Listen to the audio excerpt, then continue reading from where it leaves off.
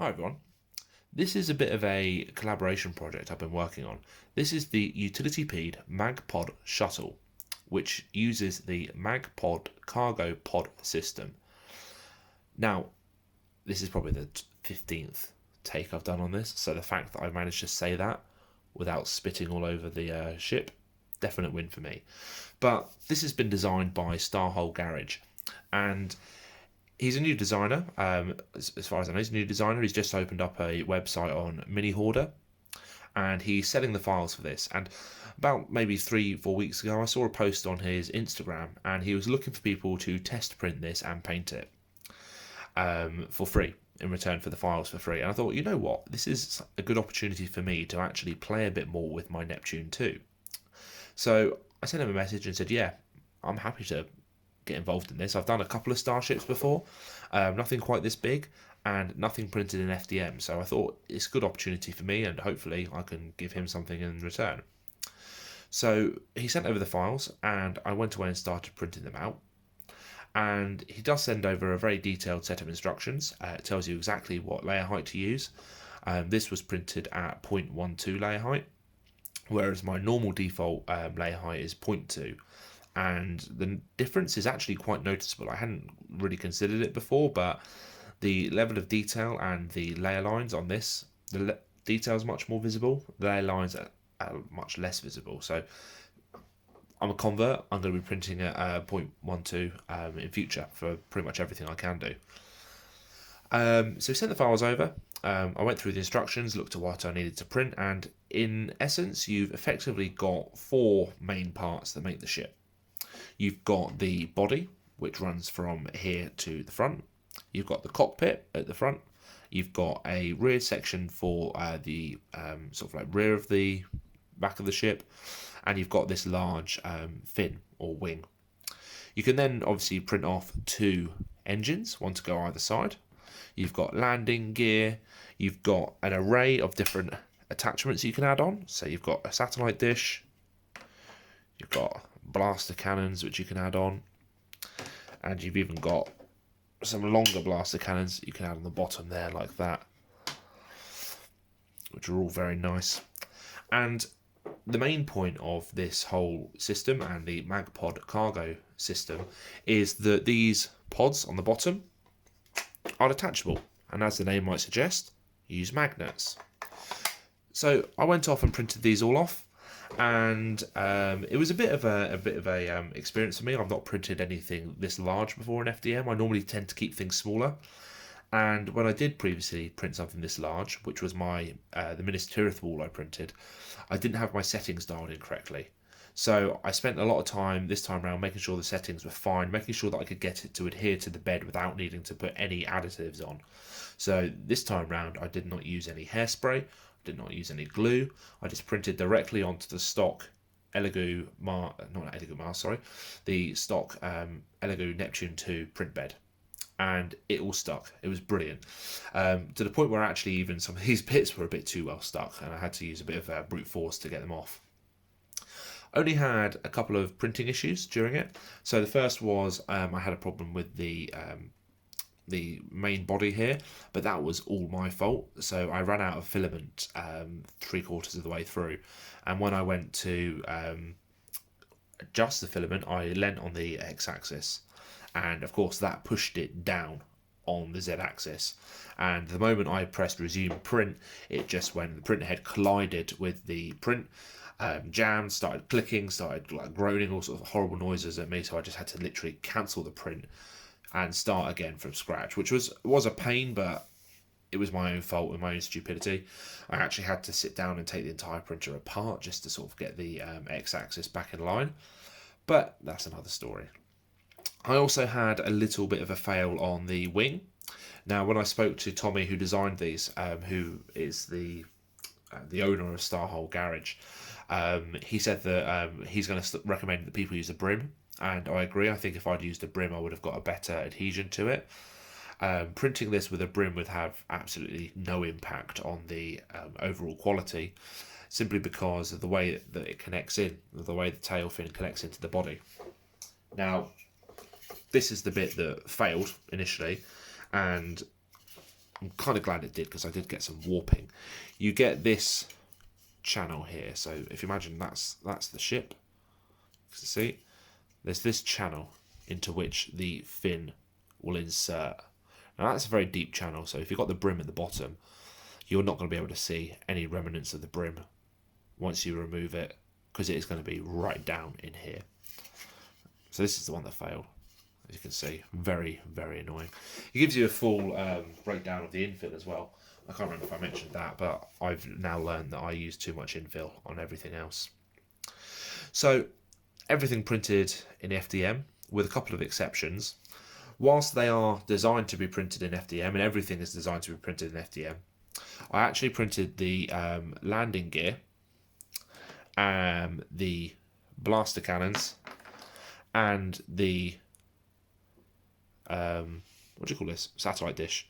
Printed these in resin, and I don't know if this is intentional, but you can actually see the triangles which make up the design, and I think that looks absolutely fantastic for the radar dish. You can also see the lines which make up the circle from on the bottom here, and I think it looks great. I think it adds a really nice little bit of texture, where otherwise it would have just been a smooth disc. So really glad with how those came out, and I'm actually quite chuffed with it. They were printed in resin, and they came out perfectly. I printed them flat on my bed. The blasters were printed upright. Slight issue with adding the magnet in here, because of course the base layer exposure meant that the hole plugged up a little bit, but I was able just to drill it out very, very easily with a drill bit. Did that by hand as well, so it wasn't even any extra effort. The cargo pods, and I'll show you, because this one printed at FDM came out very nice actually. This is possibly my favourite. Again, FDM for this one, these sort of little gas canisters. But this one, which I believe was designed by Squamus, I can't pronounce his name. But what Tommy's done, the guy who's actually sort of come up with this idea, is he's gone off to other designers, and he's said to them, hey, I'm working on this project, would you like to contribute a design? And so I think he's got eight separate designers who've gone off and designed cargo pods for him, and they're available on their Gumroad pages. And he's also got a big batch of containers he's designed himself. So really, it's just a fantastic level of effort on his part to get that many designers involved and get people making bits for this kit. The great thing about these containers as well is you can also see magnets on the bottom. So you could, if you printed out several like this, several square ones, stack them quite easily. They stack perfectly. So each cargo pod has 3 magnets. The corresponding magnets go inside the body there. I messed it up. I didn't have enough magnets, and also I forgot when I started gluing it all in, the magnets have polarity. So actually, as I was doing it, I was attaching the magnets in the wrong way round. And as you can see here, I spent some time digging that magnet out after I put it in round the wrong way. But eventually I sorted it, and now it's all nice and secure. You can definitely feel when I've got both magnets, there we go, connecting. So in terms of paint job, nothing particularly spectacular. I've been using the similar methods for a couple of weeks now, just working on different things. So glued everything together with the exception of the these bits, the engines. Kept them off just simply so that I could work on them separately. Gave everything a prime with a spray can from Halfords, and then I went over and I will add some pictures in here as well. I added some brown shading. So I did this to the entire body, and I put the brown shading in simply so that it can be used as a base coat for when I'm chipping it. So used the brown coat, then I added a layer of Ammo MIG chipping medium. That goes on, and then you go over it again with your top layer, which was for me the grey. You then apply some water and you go around with a brush, and as you're brushing, the chipping medium underneath activates again and the paint flakes off. And you can do it over several layers. So for example here I did the yellow, then I did the black on top. Same here, I did the red, and then the markings I did another layer of chipping medium. And it worked great, it looks brilliant.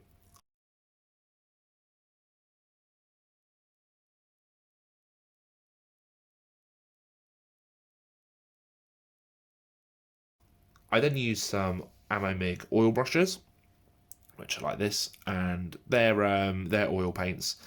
You put dots on, dab dots on, get a little bit of thinner on your brush, and then you just sort of like brush down. So I do sort of vertical strokes downwards to give like the rust streaks and the dirt streaks. I've got about 6 colours I use. After that, I gave it a bit of a grime coat with some Ammo MIG engine grime, which I absolutely love this stuff. It's sort of like a brown grey colour, and you can see if I tip this over, it's what I've used at the bottom here. It just makes it look like it's filthy. Just makes it look dirty. And it needs a good wash. And I've gone over that with over just about the majority of the model, just adding heavier bits here and there where you would get thinking of how a car looks after it's been driven around and it's dirty. Did the same on the windows, and then just sort of like cleared them a little bit with a brush with some thinner on it. I wanted to make it look like someone had been trying to clean the windows. And I have applied a gloss coat as well to make it look like glass. But yeah, I mean, I've done a couple of takes of this now. I've spoken for 15 minutes on one of the other videos, and I'm currently rambling on for 10 at the moment. But this is a great kit, and what I'll do is I'll move these out of the way. It's available on Mini Hoarder. He released it yesterday on Friday the 18th, and I'll include a link to the website, and you can see it here, the renders, the 3D renders. It's a lovely looking ship. So here, yeah, he's got Miller Bros. I've done a cargo pod. They do, oh yeah, the cargo pods come in different sizes as well. You can print individual cargo pods, or you can print one pod which fills the entire thing. Here's the one I printed. This is from Squamous Miniatures. You've got some here by, who's this one? Is this Core Terrain? Looks like you've got some removable doors that you can do there. Getting a bit carried away now. 5.4 NCH 3.2 Printworks. They've done a nice big, looks like a double cargo pod. Oh yep, no, oh god, yeah, I'll keep going. ZM Armory have done some fuel pods. Niverdale Tabletop, they've done I can never remember what the stuff's called. Yeah, but they've done some fuel. They've done some pods as well. So he's done a fantastic deal. And the price, $6. Yeah, $6, $6 as well. And I'm going to be honest, that is an absolute steal. I've paid for other STL files. Admittedly, some of them are a lot more detailed. So Darkfire Studios, they produce some fantastic STLs for printing, and they're designed for resin prints. They're a lot more expensive. To get this for $6, and you can use so many different cargo pods, that it's just great, and it forms a really nice centerpiece to a table. I'm going to be using this on my landing pad that I've been working on, so keep an eye out for that video. But yeah, I love it. I think it looks great, and I'm happy with the weathering, happy with how it's come out, and I really hope that if Starhole Garage needs some other stuff test printed in the future, that they remember me. I'd happily do it again. It's been a lot of fun. So thanks for watching. I'll put links in the video so you can find this if you did want to buy it.